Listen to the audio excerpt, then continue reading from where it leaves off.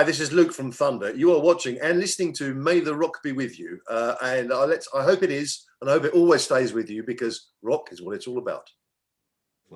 Pleasure to talk to you, Luke. Thank you for your time today. Very welcome. Cool, and welcome to May the Rock Be With You. Splendid. Cool. It's lovely to be here in Australia, and even virtually. That's good enough for me right now, because no one's going anywhere over here. One day we'll get you back. One day we'll get you back. Where are you at the moment? I'm at home in my studio I live in Brighton on the south coast of the UK. Yeah, right. How are you guys doing over there at the moment?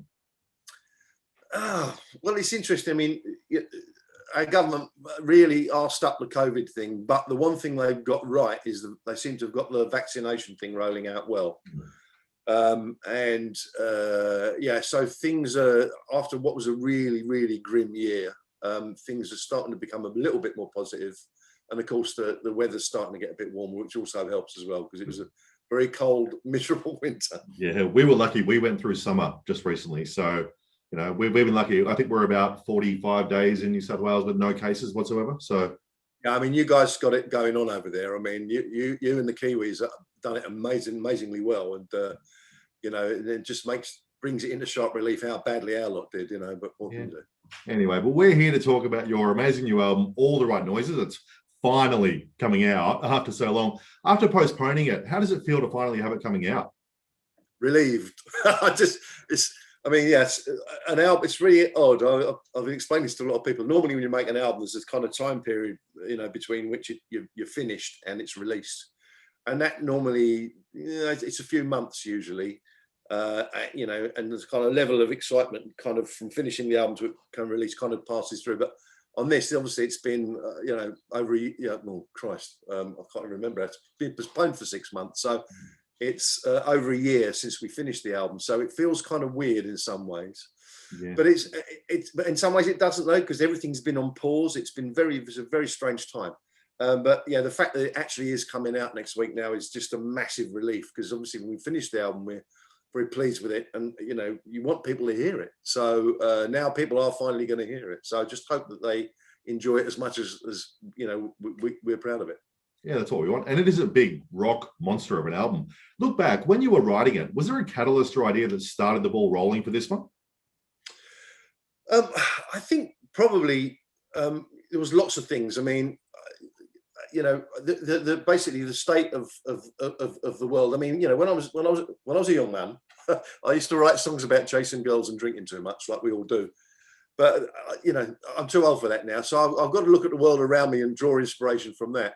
And you know, there's lots of things about in the UK particularly to make me angry. So I've found inspiration in that, and that maybe has got something to do with the album's sort of attitude and the fact that it's quite a, you know, an aggressive rock album for us. So yeah, I mean, it all kind of worked. You know, you got to turn the negative into the positive. It's very important. Yeah, fair enough. And when you listen to it, you said it was obviously written and recorded pre-COVID, but some of these songs sound like they could have been written about the last year. Are you a time traveler or some sort of Nostradamus? No, it's funny that honestly, yeah, it's weird. A few people have mentioned that.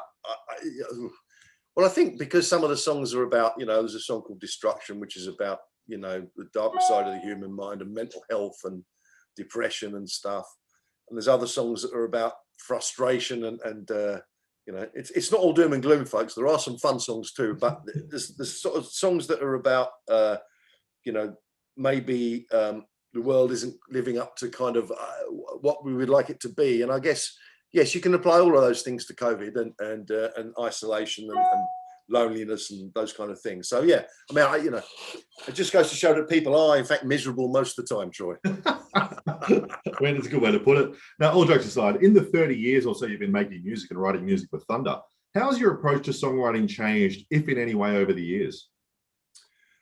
I don't think it really has. I mean, well, I think one thing that has really helped is digital technology. One of the positives is being able to have quite a good studio in my house. So that means that rather than just kind of an acoustic guitar and a cassette player, as it used to be until you got into the recording studio, now I can make really, really detailed demos at home, so I can explore production ideas, you know, surreal backing vocal ideas, anything like that I can do without it kind of taking up studio time when the rest of the guys are sitting around. So yeah, it's allowed me to kind of paint in more detail, if you like, for want of a better analogy. But no, I pretty much do things the same. I sit there with a guitar or sit at the piano until something happens, like, oh, that's quite interesting, let's follow that.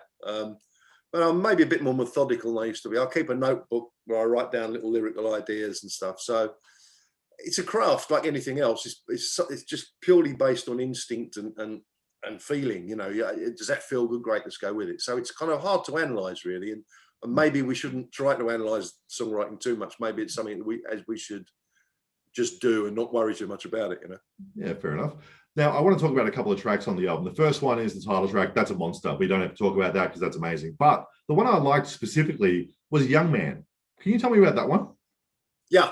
I think, you know, I don't have kids myself, but it's an interesting thing looking at my mates' kids and seeing them kind of grapple with the modern world. And, you know, when I was a teenager in the 70s, there were no camera phones, there was no internet. So you were kind of, when you go through those kind of ages, you know, you're fighting with your parents and you're getting drunk for the first time and losing your virginity, all those things, that rites of passage stuff that teenagers do. You know, there wasn't anybody, you know, it wasn't up on the internet 5 minutes later. There was nobody judging you. You were allowed to kind of make mistakes, fall over, pick yourself up, you know, get a bit of a bollocking from your parents maybe, and then move on. And, you know, the world seemed a lot simpler. Now, I think for young people, they're under so much pressure to look perfect, to behave perfectly, to show their emotions online, all of this kind of outward, emoting stuff. I just don't understand it. I mean, that's what I know. I'm a completely different generation. I just think there's lots and lots of pressure on young people now. And I guess what the song's saying is, you know, well, it actually does say, you know, I wouldn't go back if you paid me to, and I really wouldn't. I'm really feel really lucky to grow up, you know, to have grown up when I did. It's kind of like it's like my generation in negative. It's the opposite, you know. It's just about, you know, I feel for young people because life is hard for them. It is. And the one thing I love about you guys is I have a prop here. I love vinyl. You bought this out on vinyl and it's amazing. And watch this. I'll see if it can work. Hang on. Hey, there it is. Isn't that great? But I love that you go into the trouble of doing something like that. That's amazing. Like, the vinyl has made a comeback. It's a big thing. You guys would have seen it back at the start of your career, but now it's picked up again. Did you do this on purpose to bring this out to keep that continuing? Well, I think we're very lucky. I mean, a lot of I love vinyl too as a thing. I grew up with it. It's great. But because I think probably a lot of people that like Thunder are of a certain vintage, and they're all people that grew up with vinyl. So they like vinyl too. So it means that our record company, means that BMG are really into pumping out the vinyl for it. So it's great. So we still get to play around in that kind of 12-inch square with artwork, and it's really important. I mean, you know, images, you know, how images and music meet, how the visual meets the musical is really important, and it's something that we obviously think about a lot, something we care about a lot. Yeah, and I grew up obviously listening to records and cassettes and listening and reading at the same time. You know, that doesn't happen anymore. No, it doesn't. It's a sort of weird disassociation between the music and the artist, and yeah, it's kind of odd. I wanted to know everything about bands when I was a kid, you know, and I'd read it right down to who printed the bloody thing, you know. It was important, and so I'm sure there's still lots of people that think that. It's just once again, maybe it's different for young people who maybe are much more kind of less worried about sequencing of songs, you know. I mean, for me, an album comes in an order for a reason, but now people, you know, whipping along with Spotify, and they, you know, not much attention span, and they'll flip from one thing to another. Yeah. So it's just different. It's not any better or worse, I guess. It's just sort of different, and it's not something that I would choose to do. But then again, I am 60 years old, so. Now, you're also about to do an online TV special on the 14th, I think it is. Can you tell us a bit about that concept and how it's going to work? Yeah, it's really funny because with the COVID thing, we got approached quite a lot in the last year to do a sort of streaming gig. But every time we looked at it, we felt that the technical aspects of it weren't kind of right. It didn't sound great, or some of the visual aspects weren't great.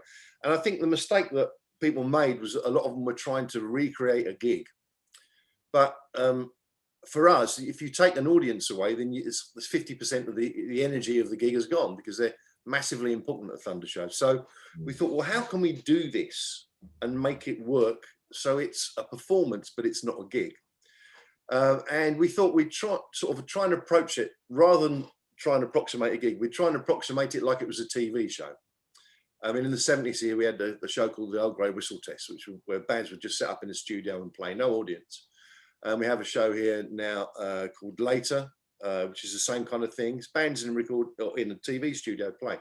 But the way it's shot and everything's very different. Nobody's trying to pretend it's a gig. It's quite kind of stark and in your face and close. And we thought we'd try and approach it that way. So what we did, a very good friend of ours who has filmed us doing the show before, we approached him and said, this is what we want to do. What do you think? He said, oh, I think that's a good idea. So we built this sound stage in a lighting warehouse and did it there. But we tried to make it look more like a TV show. And we stopped halfway through and we invited members of our fan club to join us via Zoom, which was kind of really weird. Yeah. Because we couldn't hear them, obviously, but they're on these screens all around us and we can see them. And the band's energy level shot up as soon as the audience was there. It's really weird. And we took a few questions and, so yeah, it's like I said, it's a bit more, it's like a kind of informal TV show where we play, but it isn't a gig. So hopefully people will find it interesting. Okay. Now, actual gigs, have you guys set any plans for the future and what's going to happen? Is it this year? Is it next year? What are you really thinking? Well, our tour has now been, UK tour anyway, has been postponed twice. So we're now back to May 2022. However, everything over here, the goalposts are moving every 5 minutes with COVID. And because the vaccination rollout has been working very well, the government has now announced that as of June 22nd, the UK will officially be open again. So what that means, I don't know. It means then, like I said, our UK tour is May next year now, but there might be the odd thing that comes up. I don't know.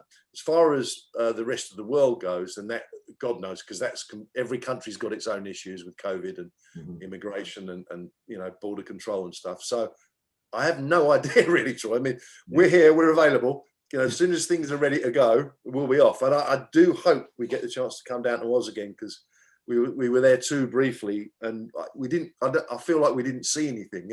We had one day off in Sydney. It was like we ran around, did the Harbour Bridge and the Opera House and everything, but we didn't really see anything. So hopefully we'll get to come down to Oz again and be there for a bit longer. Cool. And if you can do it when I'm actually available, I was away when you were here for the first time ever. So if you can check in with me and we'll figure that out. Compare diaries next time, obviously. Yeah, sure. No worries. Now, over time together, it can be very easy to say what can change within a band. But what's the one thing you feel has stayed the same in your time in Thunder? I think it's a really basic thing, but I think, obviously myself and Danny known each other since we were 11 years old, which is 50 years. So. And that relationship hasn't really altered too much. I mean, Harry, the drummer, I've known Harry since I was 17.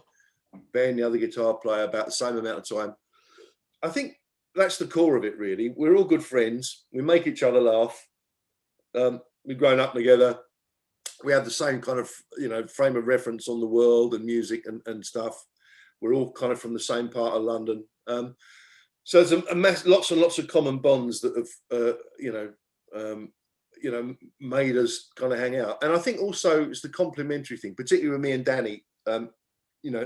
He's good at the things that I'm not very good at, and vice versa. I'm good at the things he's not very good at. So as a kind of working partnership, if you like, we complement each other very well. And I think that's helped.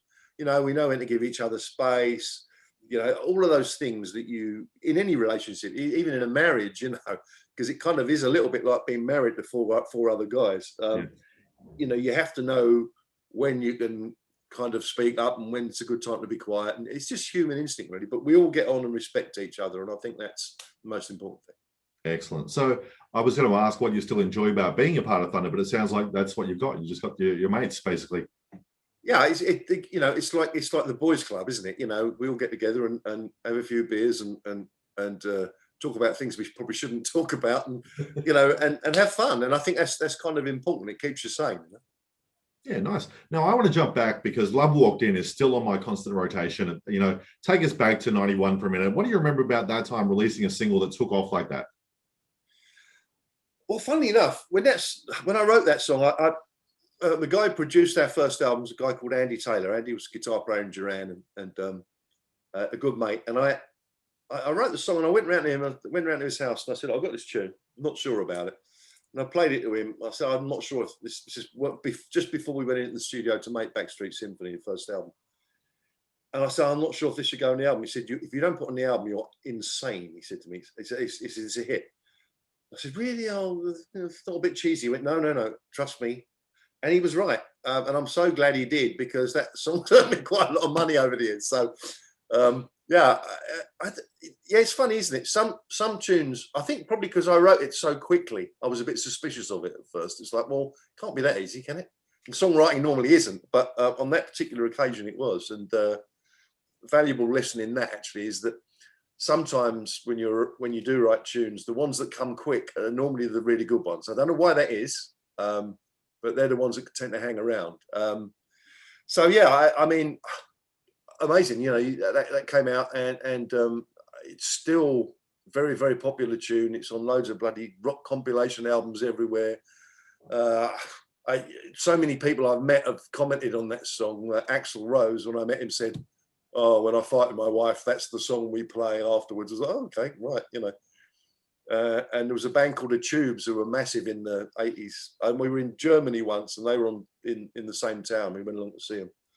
We went and said hello after the show, and the singer Fee Waybill said to me, oh man, Love walked in. He said, I do my vocal warm-ups to that every night. I'm thinking, bloody hell, it's a little something I knocked out in my bedroom in 5 minutes, you know.